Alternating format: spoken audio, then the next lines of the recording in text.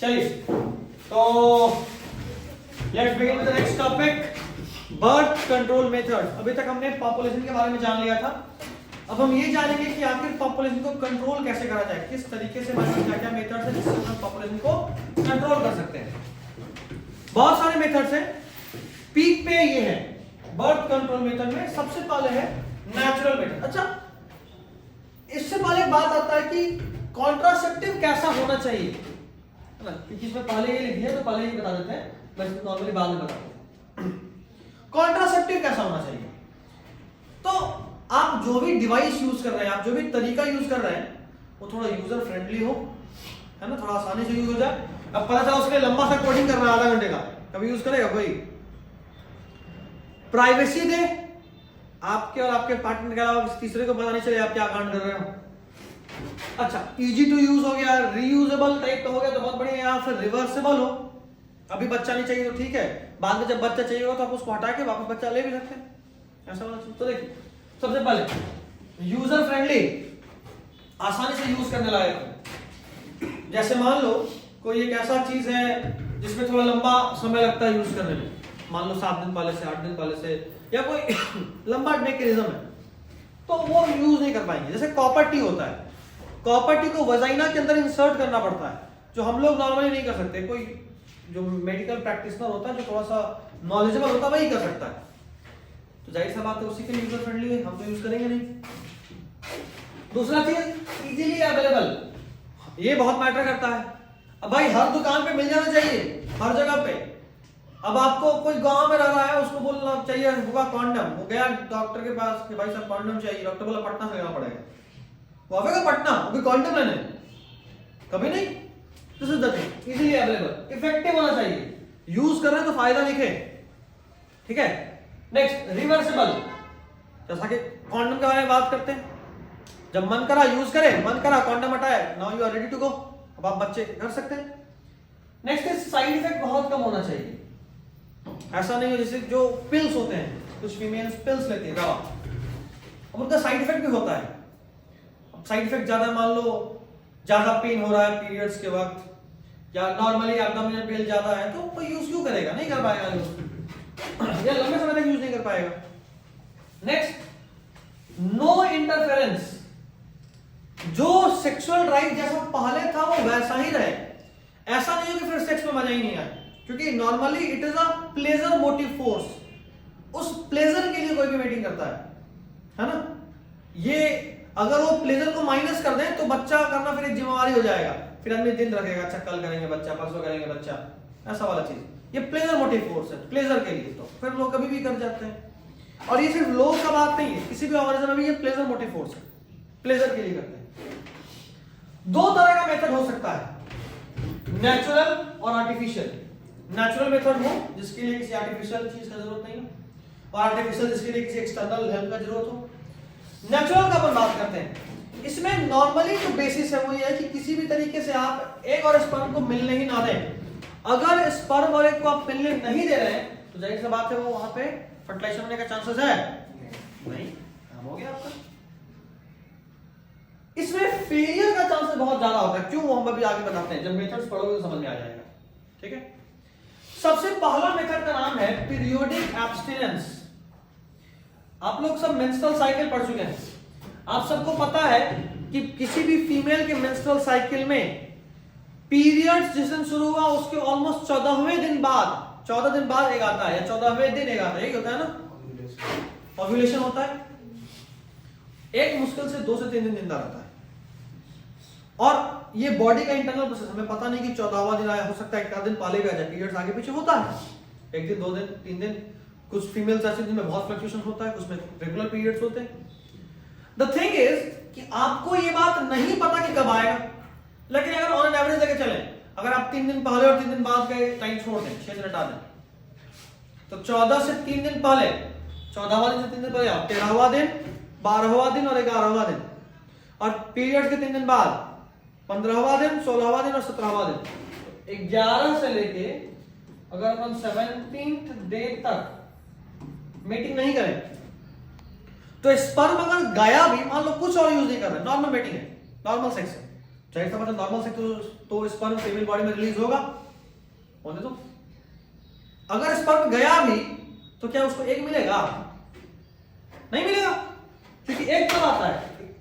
Maximum chance है कि वो 11वां से 17वें दिन के बीच में आएगा।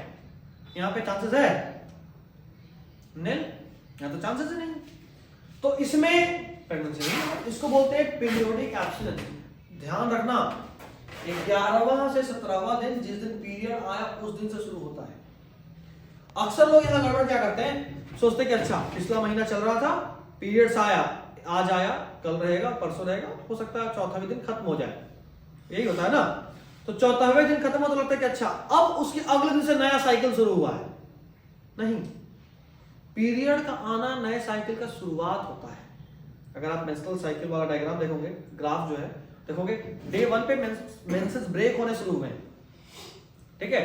तो जिस दिन पीरियड आया उस दिन पहला दिन है, उस दिन से 11वां से 17वां दिन अगर माइनस कर दें तो फिर प्रेगनेंसी का चांसेस बहुत ही कम हो जाता है।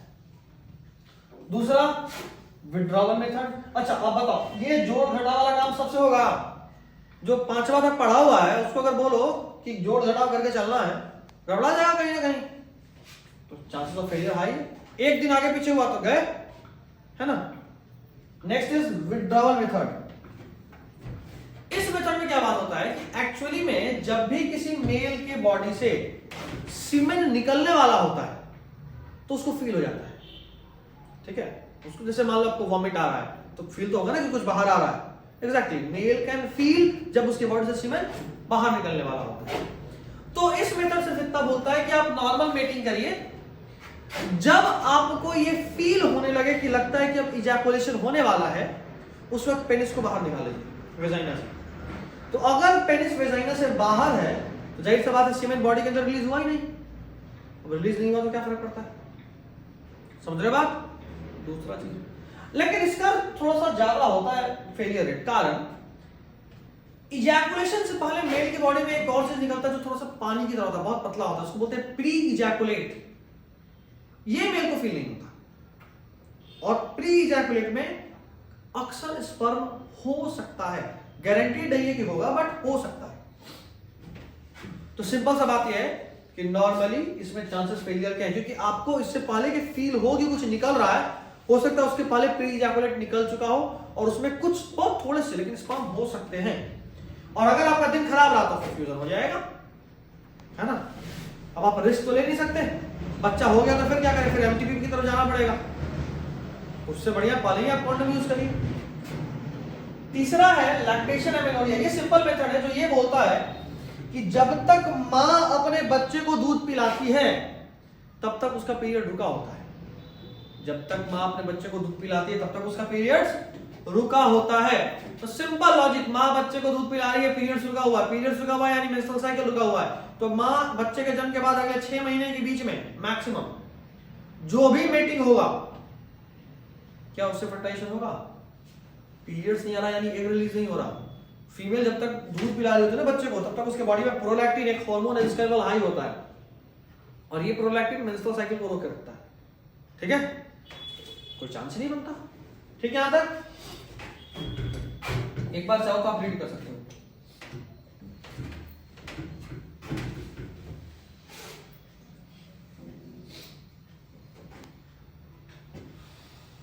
डन है,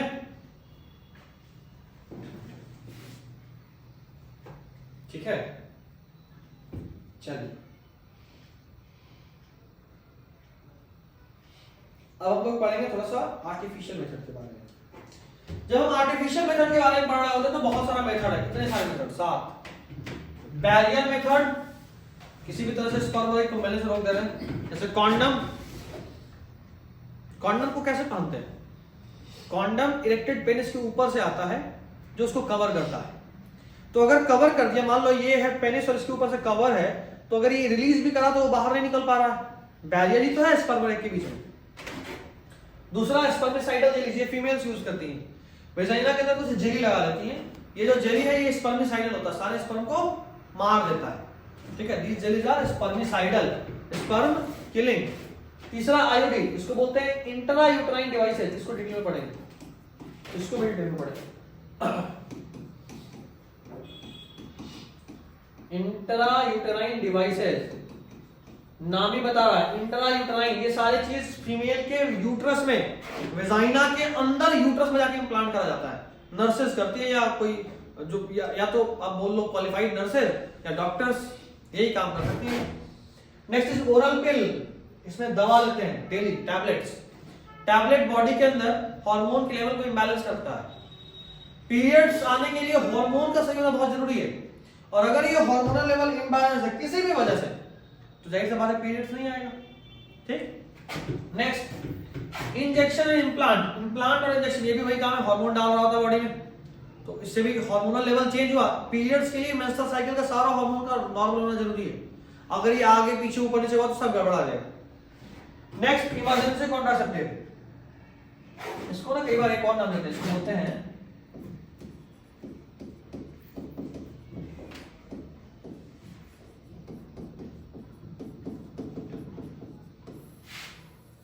क्या बोलते हैं, मॉर्निंग आफ्टर पिल्स। अभी तक जो हम लोग पहला से लेकर 5वां तक पढ़े, ये इस बात के लिए था कि अगर आपको मीटिंग से पहले आप तैयार हैं और आपने कोई डिवाइस यूज करा है तो बच्चा नहीं होगा। ठीक है, कभी कभी मूड अचानक से बन जाता है, वहां क्या, अभी कोई कपल है हस्बैंड एंड वाइफ, नॉर्मली गए तो सोने, लेकिन वो सो नहीं पाए और कांड हो गया। अब इस केस में बच्चा हमको चाहिए नहीं था, लेकिन मीटिंग हो चुका है, मीटिंग हो चुका है, और फीमेल अगर उस वक्त फर्टाइल मान लो पीरियड्स के मिड में है, तो चांसेस बहुत ज्यादा है कि फर्टिलाइजेशन होगा, प्रेगनेंसी होगा, और बच्चा चाहिए नहीं।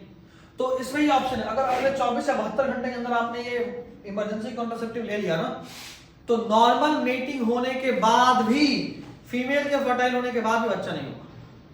ठीक है, बाकायदा जितने भी हार्मोनल है सबका साइड इफेक्ट है, इन सब में जब भी पीरियड्स आता है तो बहुत ब्लड निकलता है। ठीक है, पेनफुल होता है, तो ये है खास। लास्ट है सर्जिकल मेथड। अब आप थक हार गए, नहीं अब संन्यास वाले का टाइम आ गया है, बस 2 ऑप्शन है, या तो ट्यूबेक्टॉमी करा लीजिए, फैलोपियन ट्यूब कट जाएगा, या मेल वेसेक्टॉमी करा लीजिए, वाल्व डिफरेंस कट जाएगा। ये इसका सबसे बड़ा प्रॉब्लम क्या है कि इरिवर्सिबल है, एक बार करा ली नसबंदी, फिर बच्चा चाहिए, बहुत मुश्किल है। ठीक है, फिर बहुत मुश्किल है। बाकी सब कैन बी रिवर्स्ड। याद रखना, इसका में 1-2 केस में साइड इफेक्ट है, ये सबसे सेफ है, कोई साइड इफेक्ट नहीं, और इन सब में साइड इफेक्ट है हार्मोन वाले। ठीक है, चलिए देखना शुरू करते हैं। सबसे पहले बैरियर मेथड।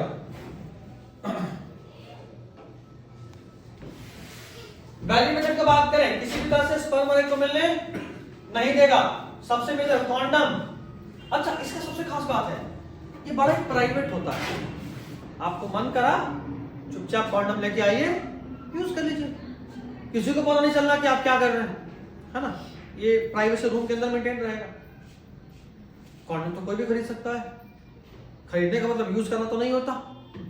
अच्छा, बाकी सब उतना ज्यादा प्राइवेसी नहीं देता। अगर मान लो आप जा रहे हैं प्रॉपर्टी यूज कर रहे हैं, आपको जाके नर्स को बोलना पड़ेगा, मैडम मेरे को प्रॉपर्टी लगा दी, तो नर्स को पता है ना कि अभी ये अलग ही मूड में है, इनको बच्चा नहीं चाहिए, ऐसा वाला मूड है ना, तो वो थोड़ा सा कई बार हो सकता है कोई ऑकवर्ड हो जाए, हम ये जाके किसी और को क्यों बोले। और प्राइवेट चीज है, जाहिर सा बात है, सेक्स बहुत ही प्राइवेट चीज है, लोग अपने हस्बैंड या वाइफ के अलावा किसी तीसरे को क्यों बताना चाहेंगे, दैट इज इट। तो ये बहुत ही प्राइवेसी प्रोवाइड करता है। कॉन्डम क्या है, रबर या लैटेक्स का बना हुआ एक छोटा सा शीट, बहुत पतला होता है, बहुत थिन होता है, बहुत ज्यादा पतला और बहुत सेफ। ये मात्र ऐसा तरीका है जो ना सिर्फ प्रेगनेंसी रोकता है, बाकायदा सेक्सुअली ट्रांसमिटेड डिजीज से भी आपको बचाता है। ना सिर्फ प्रेगनेंसी रोकता है, बाकायदा आपको सेक्सुअली ट्रांसमिटेड डिजीज से भी बचाता है। This is the thing. Male में कॉन्डम बोलते हैं, निरोध कॉन्डम का एक फेमस ब्रांड था जो गवर्नमेंट चालू किया था। पेनिस इधर से अंदर जाएगा, एक्चुअली ये रोल्ड होता है जो ओपन हो जाता है पेनिस के ऊपर, ठीक है, तो ऐसे कवर कर लेगा, जो भी स्पर्म है वो सब यहाँ जमा हो जाएगा, बाद में निकाले और फेंक दिए। फीमेल में भी आजकल कॉन्डम अवेलेबल है, female condom, this is called Femidom. ये भी इसी तरह वेजाइना में इंसर्ट होगा, ये हम अक्सर ओपन रहेगा, जो पेनिस है मेल का वो इधर से एंटर करेगा और यहाँ पे कवर्ड है, सारा स्पर्म वहां कलेक्टेड निकाल लिया। समझ रहे बात? अब एक चीज और समझो, मेल वाला पेनिस पे, ये वाला कहां पे? वजाइना और सर्विक्स पे। खास बात क्या है, सेक्सुअली ट्रांसमिटेड इंफेक्शन से दोनों ही प्रोटेक्शन प्रोवाइड करता है और सिर्फ यही करता है। इसके अलावा बाकी सब प्रेगनेंसी तो रोक देगा, लेकिन सेक्सुअली ट्रांसमिटेड डिजीज से प्रोटेक्ट नहीं करेगा। नेक्स्ट, डायफ्राम, सर्वाइकल कैप या वॉल्ट, ठीक है, ये इंपॉर्टेंट है। डायफ्राम, सर्वाइकल कैप या वॉल्ट इसी की तरह का चीज है नॉर्मली, मतलब ये भी बैरियर मेथड ही एक तरह से। इसमें रबड़ का बना होता है, ट्यूब टाइप का, ठीक है, और कैप टाइप का, जो नॉर्मली फीमेल वेजाइना में इंसर्ट होता है। इसके अलावा मैक्सिमम बाकी सब चीज फीमेल के लिए ही बना है। पाले वेजाइना में कैप की तरह कर दी, हम नॉर्मली जानते हैं ना, ऐसा होता है। ओपनिंग ऑफ यूट्रस सर्विक्स, हमने क्या करा, कॉन्डम को ऐसे प्लेस करा, तो मेल का तो इधर से गया पेनिस, बट ये यहां पे कलेक्टेड हो जाएगा। इसके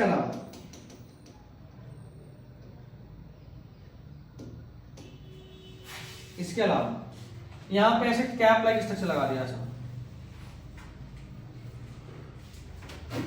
अब जो भी स्पर्म में मैक्सिमम टू मैक्सिमम यहां जाके कलेक्ट होगा, अंदर जाएगा क्या? नहीं, तो ऐसे काम करता है ये, ठीक है। कई बार ट्यूब होता है, कई बार कैप होता है, अलग तरह का चीज। अब तीसरा देखो, ये है स्पर्मिसाइडल जेलीज, फोम या क्रीम। ये नॉर्मली फीमेल वेजाइना के अंदर एसिडिक पीएच क्रिएट कर देता है। स्पर्म को बेसिसिटी चाहिए, बेसिक मीडियम में वो अच्छे से फ्लो करता है, अच्छे से हेल्दी होता है। इसीलिए ना उस जैसे देखो, बेसिसिटी मेंटेन करने के लिए दो चीज होता है। अब मेल में उसी रास्ते से जहां से सीमेंट निकलने वाला है, उसी रास्ते से यूरिन भी पास आउट होता है। यूरिन में यूरिक एसिड होता है, वो तो मर जाएगा स्पर्म। वो नहीं मरे इसलिए स्पर्म के साथ साथ बाकी सारे जो फ्लूइड्स होते हैं ना, प्रोस्टेट ग्लैंड के, बल्बोरेट्रल ग्लैंड के, सेमिनल वेसिकल के, वो सब बेसिक होते हैं, इसीलिए होते हैं तो उस एसिड को न्यूट्रलाइज करते हुए चले। अच्छा, ये सेम चीज फीमेल के साइड से भी होता है भाई, वेजाइना के थ्रू भी तो यूरिन पास हो रहा है, तो इसीलिए फीमेल के बॉडी से भी जब वो सेक्सुअली एक्टिवेट होगी, एक्टिवेट नहीं बोलेंगे उसको, एक्साइटेड होगी, जब कोई फीमेल सेक्सुअली एक्साइटेड होगी तो उसकी बॉडी से भी तो फ्लूइड्स निकलते हैं। वो क्यों होता है? इसीलिए होता है कि वहां पे जो यूरिन पास होने से जो एसिडिक पीएच बना उसको बेसिक कर दिया जाए। उसके अलावा वहां पे लुब्रिकेशन भी एक फैक्टर होता है, चिपचिपा टाइप का, फिसलन टाइप का हो जाएगा ताकि वो फिसल सके, कोई भी तुरंत फिसल जाए ऐसा, ठीक है, ये खास बात है। तो कोई चीज अगर फिसल रहा है तो आराम से पेनिस में फिसलेगा, तो पेन कम होगा फीमेल में, एक चीज। और दूसरा पीएच मेंटेन करना, तो ये दो काम होता है। जेलीज या फोम या क्रीम ये सब एसिडिक पीएच करते हैं, और कई बार ये क्या होता है ना, ये चीज इन सब के साथ यूज करते हैं, मतलब मेल कॉन्डम में लगाएगा, फीमेल अपने बॉडी में जेली भी लगाएगी, कि गलती से भी एक आध स्पर्म अगर पार हो गया तो भी कहानी खत्म नहीं हो। लेकिन इसमें साइड इफेक्ट हो जाता है, ठीक है, टॉक्सिक शॉक सिंड्रोम, खूब ज्यादा इरिटेशन होगा और जलन टाइप का चीज, खुजली, इस तरह का प्रॉब्लम हो सकता है। सिंपल बात है, सबसे सेफ है कॉन्डम। काय को बॉडी में हार्मोन पहुंचना जबरदस्ती चीज है, जब जरूरत ही नहीं है, कॉन्डम इज सेफ, ठीक है। Next, IUDs.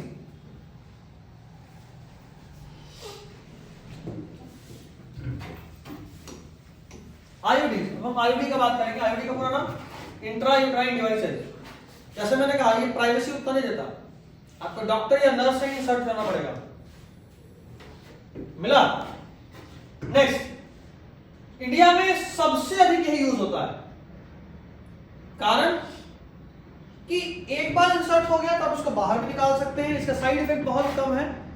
और दूसरा कि इसको ये रीयूजेबल, ऐसा नहीं कि हर बार आपको एक बार मीटिंग कर ले तो फिर से आपको आईयूडी बदलना पड़ेगा, नहीं, ये वैसे काम नहीं करता। कॉन्डम है ना, एक बार यूज की कॉन्डम बदली, फिर यूज किए फिर कॉन्डम बदली, फिर यूज किए फिर कॉन्डम बदली, यहाँ पे एक बार यूज कर तो फिर वो सेफ है, 3 साल 5 साल ऐसे इसका लाइफ स्पैन होता है, ठीक है। दो तरह का होता है आईयूडी, एक होता है नॉन मेडिकेटेड, कैसे काम करता है ये नहीं पता, लेकिन आपसे पूछता है नॉन मेडिकेटेड आईयूडी का एग्जांपल बताइए,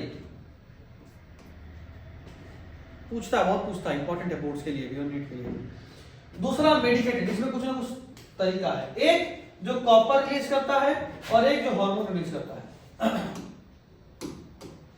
एक हार्मोन और एक कॉपर। इसका साइड इफेक्ट है, फिर से हार्मोन है तो जाहिर सी बात साइड इफेक्ट होगा, ये नॉर्मल है। कॉपर क्या करता है ना, ये आप सब 10th बोल रहा हूं, ह्यूमन रिप्रोडक्शन में पढ़े हैं कि स्पर्म जब फीमेल जेनिटल ट्रैक्ट में जाता है तो फीमेल जेनिटल ट्रैक्ट का बॉडी, खासकर यूट्रस, इस स्पर्म को बहुत तेजी में मारता है। बताया था 200-300 मिलियन स्पर्म रिलीज होता है, पहुंचता 100-150 है, बाकी को मार दिया जाता है। और इसलिए बताए थे कि जो स्पर्म सबसे तेजी में भाग पाएगा वो सबसे सेफ है, बताए थे। बस उसी लॉजिक को यूज करना है, जो स्पर्म सबसे तेजी में भाग पाएगा वो सेफ है। कॉपर रिलीजिंग जो होता है वो क्या करता है, कॉपर आयन रिलीज करता है। कॉपर आयन क्या करता है, स्पर्म की मोटिलिटी को घटा देता है, उसको स्लो कर देता है। अब अगर स्पर्म स्लो हो गया तो जाहिर सी बात उतनी तेजी में भाग पाएगा क्या? अगर नहीं भाग पाया तो फीमेल का यूट्रस खुद ही मार देगा, है ना। तो ये ऐसे काम करता है। कॉपर टी बोलते हैं, सुनोगे ना, copper T. Copper ion release करता है जो कि स्पर्म के मोटिलिटी और फर्टिलाइजिंग कैपेसिटी को घटा देता है। ठीक है, इस तरह का दिखता है कॉपर टी, देख रहे हो, कॉपर का बना हुआ टी, देखा। चलिए next, hormone releasing. Hormone releasing में बहुत इंपॉर्टेंट है, जैसे LNG-20 जो है ना, ये भी यूज करते हैं, पता चला मॉर्निंग आफ्टर पिल साइट में, कि अगर एक बार हो गया उसके बाद भी आप यूज कर सकते हो।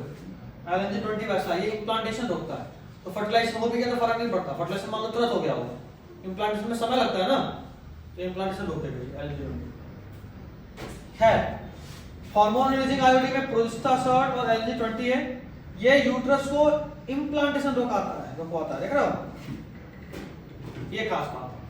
अब ओरल कॉन्ट्रासेप्टिव का बात करो, 2-4 बस इंपॉर्टेंट नाम याद रखना है, ये आपको याद नहीं रखना है किसमें कौन सा हार्मोन था मेजरली। सुनो, सबसे पहले बात करें सहेली, ये बहुत इंपॉर्टेंट है। क्यों? ये इंडिया में बना था, एक जगह है लखनऊ में, CDRI, क्या नाम है, पूरा नाम सेंट्रल ड्रग रिसर्च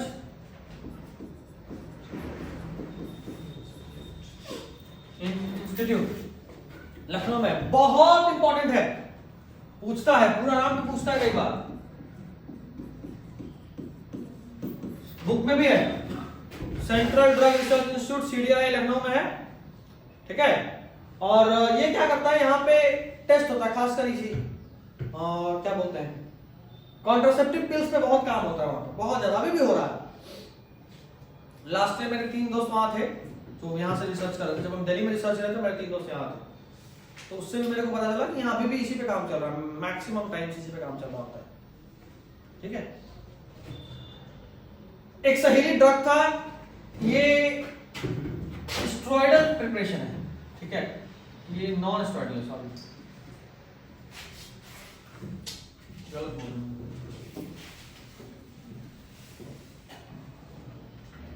उसको काम भी नहीं है, गलत बोल रहे थे। खैर, इसके अंदर प्रोजेस्टेरोन या प्रोजेस्टेरोन एस्ट्रोजन का कॉम्बिनेशन होता है, नॉर्मली प्रोजेस्टेरोन ओनली चलता है। ठीक है, यानी सिर्फ प्रोजेस्टेरोन हार्मोन डाल रहे होते हैं दवा में, सिर्फ प्रोजेस्टेरोन हार्मोन होता है, कभी कभी प्रोजेस्टेरोन के साथ साथ एस्ट्रोजन भी होता है। सहेली बहुत इंपॉर्टेंट है, ये इसका एक और खास बात है, ये वंस अ वीक पिल है, इसको रोज नहीं लेना। कैसे लेना है तो ध्यान रखना, सहेली ना स्टार्टिंग में इसको सप्ताह में 5 दिन 6 दिन 7 दिन से लेना पड़ता है, बट 3-4 महीने के बाद बस सप्ताह में 1 टैबलेट लीजिए और खुश रहिए। बाकी सब जो है उसको डेली लेना पड़ता है, 21 दिन तक लगातार, 20 दिन तक लगातार, 4 दिन के गैप पे फिर रिपीट, ऐसे चलता है, डेली चलेगा टैबलेट। लेकिन सहेली स्टार्टिंग में डेली है, पर 3-4 महीने के बाद वंस अ वीक हो जाता है, सप्ताह में सिर्फ 1 बार, और बहुत इफेक्टिव है, साइड इफेक्ट भी बहुत कम है। तो ये स्टेरॉइडल है, सॉरी देखो याद आनी चाहिए, नॉन स्टेरॉइडल है। कैसा है ये, ऊपर लिखा ही है भाई, तो हम सोचते एक्स्ट्रा है, लेकिन लिखा तो है, ये नॉन स्टेरॉइडल प्रिपरेशन है। कैसा है, नॉन स्टेरॉइडल, ये नहीं है, इसमें प्रोजेस्टेरोन एस्ट्रोजन नहीं है, ये हम गलत बोल देते हैं, इसके लिए ये वाला पार्ट है। ठीक है, सहेली नॉन स्टेरॉइडल है, ये इम्प्लांटेशन को रोकता है, वंस इन अ वीक। अच्छा हाँ, सब तो लिखा है, वंस इन अ वीक पिल है। ठीक है, और खास बात, इसका इफेक्टिवनेस बहुत हाई है विद बहुत कम साइड इफेक्ट। अच्छा, ये भी लिखा ही है, कहां डेवलप हुआ था, CDRI लखनऊ, CDRI का फुल फॉर्म भी बता दिए, सेंट्रल ड्रग रिसर्च इंस्टीट्यूट। अब स्टेरॉइडल देखो, स्टेरॉइडल में या तो सिर्फ प्रोजेस्टेरोन होगा या प्रोजेस्टेरोन स्टेरॉइड का कॉम्बिनेशन होगा, बट आप इतना बड़ा चीज भूल रहे थे। थोड़ा सिंपल सा चीज है, हम अभी कंफ्यूज होकर बोल दी, लेकिन बहुत सिंपल है, यही होता है। बाकी सब जितने भी ड्रग्स होते हैं ना, जितने भी टैबलेट्स होते हैं, वो दो तरह के होते हैं। एक को बोलते हैं progesterone only pills, POP, progesterone only pills, और एक होता है कंबाइंड पिल्स, जिसमें प्रोजेस्टेरोन और एस्ट्रोजन दोनों हार्मोन होता है। दोनों मेंस्ट्रुअल साइकिल के साथ इंटरफेयर करते हैं, ठीक है। दोनों ही केस में पीरियड्स एबनॉर्मल हो जाएगा, जब दवा छोड़ोगे तब पीरियड्स आएगा, जब तक दवा चल रहा है तब तक नहीं आएगा। दूसरा चीज, और इसका डोज भी वैसा ही है, 21 दिन तक लेना है फिर रुक जाना है, इसलिए ताकि पीरियड्स आ जाए। बहुत इरेगुलर ब्लीडिंग होगा, बहुत ज्यादा ब्लीडिंग होगा, ठीक है, बहुत ज्यादा मतलब यूनी की बाल्टी भर गया, नॉर्मल से ज्यादा एक्सेस पेन होता है, ये इन सबका खास बात है। तो ये ओव्यूलेशन को भी रोकते हैं और इम्प्लांटेशन को रोकते हैं, सर्वाइकल म्यूकस की क्वालिटी को भी रोकते हैं, ये भी खास बात है। इनको डेली 21 दिन तक लेना है और फिर 5 दिन तक रुकना होता है ताकि पीरियड्स आ जाए, ठीक है। तो दिक्कत है ना भाई, 21 दिन लगातार, इसमें एक सप्ताह में एक बार, स्टार्टिंग में तो है दिक्कत, बट 3-4 महीने के बाद एक सप्ताह में एक बार, तो आसान ना हो गया ये। और लास्ट, इनका side effect, pills are very effective तो ठीक है, बट इनका साइड इफेक्ट लेसर नहीं है, रिलेटिवली हाई है, ठीक है। चलिए ये भी हो गया। Next is implant. इम्प्लांट का खास बात क्या होता है ना, ये बॉडी के स्किन के अंदर, खासकर यहाँ आर्मपिट्स पे छोटा सा कट लगा है और चमड़े के अंदर ये स्टिक है, माचिस की तीली की तरह रख देते हैं, इम्प्लांट कर देते हैं। ये माचिस का तीली हार्मोन रिलीज कर रहा होता है, ठीक है, एक्चुअली माचिस का तीली नहीं होता, उसकी तरह का चीज होता है, ये हार्मोन रिलीज करता है। ये हार्मोन रिलीजिंग है, हार्मोन रिलीज कर रहा है, तो जाहिर सी बात है अगर इसमें सिर्फ प्रोजेस्टेरोन भी है या प्रोजेस्टेरोन एस्ट्रोजन दोनों भी है, दोनों के हार्मोन इंटरफेयर कर रहा है पीरियड, ये बहुत लंबे समय के लिए इफेक्टिव होते हैं। मतलब एक बार अगर करवा लिए तो 10 साल 8 साल भूल जाइए, 8-10 साल तो बच्चे नहीं होंगे, ऐसा वाली चीज। नेक्स्ट, ये ओव्यूलेशन को भी रोकता है और इम्प्लांटेशन को भी रोकता है। उसके अलावा ये भी सर्वाइकल म्यूकस की क्वालिटी को रोकता है, मतलब रिटार्ड करता है, खराब करता है, ताकि स्पर्म का एंट्री बहुत कम हो। और इंजेक्शन ऑलमोस्ट सेम इसी तरह का होता है, कुछ इंजेक्शन भी बता देना पड़ता है, इंजेक्शन भी ऑलमोस्ट इसी तरह का होता है, इंजेक्शन लेते जा रहे हैं तो सेम ही काम करेगा, ठीक है। अभी तक हम लोग पढ़े कि किस तरीके से पॉपुलेशन बढ़ा, फिर हम लोग पढ़े पॉपुलेशन को रोकने का तरीका। अब हम लोग पढ़ने वाले हैं थोड़ा सा और मेथड, और उसके बाद फिर पढ़ेंगे एमटीपीज और फिर इनफर्टिलिटी की। अगर पहले देखो पूरा कहानी रिलीज कर देते हैं। अगला है इमरजेंसी। अगर वही बात, अगर कुछ यूज नहीं कर पाए तो अचानक से हो गया सेक्स, अब क्या, बच्चे नहीं चाहिए, उस केस में हम लोग ये यूज करते हैं इमरजेंसी कॉन्ट्रासेप्टिव, जिसको मैंने कहा इसको बोलते हैं मॉर्निंग आफ्टर पिल, क्योंकि ये अगले दिन लेते हैं, ठीक है। अगले 72 घंटे तक आप यूज कर सकते हैं, ठीक है। इसमें भी नॉर्मली यही होता है। और जैसा हम बताएं आईओडी भी काम करता है कैसे, ये इम्प्लांटेशन रोकता है, तो फर्टिलाइजेशन तो हो गया होगा लेकिन अगले 72 घंटे में इम्प्लांटेशन होगा, उससे पहले ये रोक देगा आईओडी। तो मेटिंग हुआ उसके तुरंत बाद अगर आप आईओडी यूज कर लिए तो भी काम बन गया आपका, ठीक है। नेक्स्ट, अच्छा हाँ, इसको ना इन सब के साथ यूज करते हैं, अनप्रोटेक्टेड इंटरकोर्स या कई बार रेप। मान लो किसी का रेप हो गया, तो रेप में कोई जो कल्प्रिट होता है रेपिस्ट, वो कॉन्डम लेके थोड़ी घूम रहा होता है क्या किसी को रेप करे, वो भी मोमेंटरी ही होता है, तो वहां तो अनप्रोटेक्टेड सेक्स होने का चांसेस ज्यादा है। और दूसरा, अगर रेप है चाइल्ड तब कोई भी फीमेल रेसिस्ट करेगी, रोकेगी, तो सामने वाले को इतना टाइम तो नहीं मिलेगा कि आराम से कॉन्डम लगा के यूज कर रहे हैं। अक्सर वहां पे अनप्रोटेक्टेड क्वाइटस होता है, उस केस में भी फीमेल जाहिर सी बात है भाई, उसका तो एक ऐसे ही इतने मेंटल ट्रॉमा से गुजर रही हो, मेंटल और फिजिकल दोनों ही, पेन होता है स्वागत क्योंकि वो जबरदस्ती का चीज है, और दूसरा मेंटल ट्रॉमा। सेक्स इज, जैसा हम बोले थे, it is as much mental as much physical. आपको अगर कोई डेड बॉडी दे दे और बोले इसके साथ सेक्स करो, नहीं कर सकते आप, पेनिस उसके पास भी होगा, वजन उसके पास भी होगा, मेल या फीमेल, लेकिन आप नहीं कर सकते।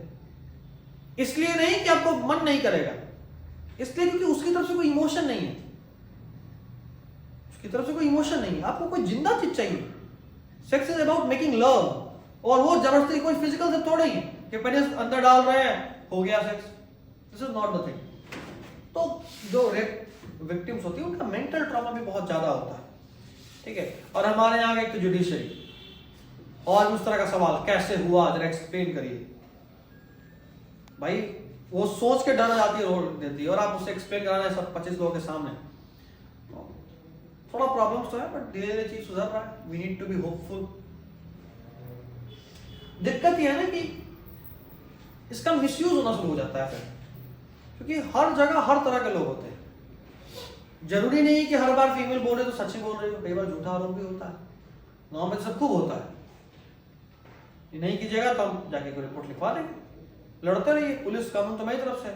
और ये ऐसा रूल भी है कि अगर आपके अगेंस्ट कोई बोल देता है ऐसा, तो ये आपके ऑलमोस्ट नॉन बेलेबल ऑफेंस हो जाएगा। गए तो जब जजमेंट आएगा, तब जब तक में जजमेंट आया और ये साबित हुआ कि आप कल्प्रिट है, तब तक 10 साल हो जा गया, फोकट में 10 साल अंदर आ गए। और ऐसा भी कोई कानून नहीं कि अगर गलत साबित हो गए तो फिर उसको ही जेल करें, ऐसा भी कोई कानून नहीं है। और जाहिर सा बात हो भी नहीं सकता कि जो पावरफुल लोग होंगे वो क्या करेंगे। अगर कोई कंप्लेन करी तो भले बोलती ठीक है, मेरे पास इतने बड़े बड़े वकील हैं, इतना पैसा है कि हम जज खरीद लेंगे, हम ये कर लेंगे, वो कर लेंगे, और साबित कर लेंगे कि हम कुछ नहीं किया, फिर तुम ही जेल जाओगे। ये भी तो होता है। तो मिसयूज ऑफ पावर हर जगह। होप कि कभी टेक्नोलॉजी का यूज करके हम लोग और अच्छे से इसको कर सकें। हो सकता है लाइफ टेक्निक थोड़ा और आसान हो जाए, टेक्नोलॉजी पे डिपेंडेंट है। बट इस तरह के केस में अगर किसी फीमेल को बच्चा नहीं चाहिए तो वहां पे भी अपन ये यूज करते हैं, है ना, रेप केसेस में भी यूज कर सकते हैं। Next is surgical method. Surgical method बहुत ही मतलब अनकॉमन मेथड नहीं है। अगर लगता है कि लोग सर्जिकल मेथड कम यूज करते हैं, नहीं, बहुत कम यूज करते हैं। एक एज के बाद फीमेल अक्सर फैलोपियन ट्यूब ब्लॉक करा लेती है, खासकर जब दूसरा बच्चा हो गया तो उसी वक्त फैलोपियन ट्यूब भी ब्लॉक करा लिया। क्यों भाई, 2 बच्चा तो ही चुका और बच्चा ऐसे भी नहीं चाहिए, फैलोपियन ट्यूब ब्लॉक रहेगा, सब कुछ ठीक रहेगा। ये होता है। इसका रिवर्सिबिलिटी बहुत पुअर है। मान लो बाद में आपको बंद करा के नहीं, मेरे को तीसरा मुन्ना भी चाहिए या मुन्नी चाहिए, not possible, approximately not possible. लेकिन हाँ, हाईली इफेक्टिव, अब तो कोई चांस ही नहीं है। Mode of action gamete transport भी होता है 2 तरह का, ट्यूबेक्टोमी, फैलोपियन ट्यूब ब्लॉक होगा, वेसेक्टोमी, वास डिफरेंस ब्लॉक होगा। एक बार पढ़ लीजिए, क्लियर हो जाएगा। कुछ है नहीं, टेंथ में आप पढ़े हुए इसलिए उड़ा दिया, ठीक है।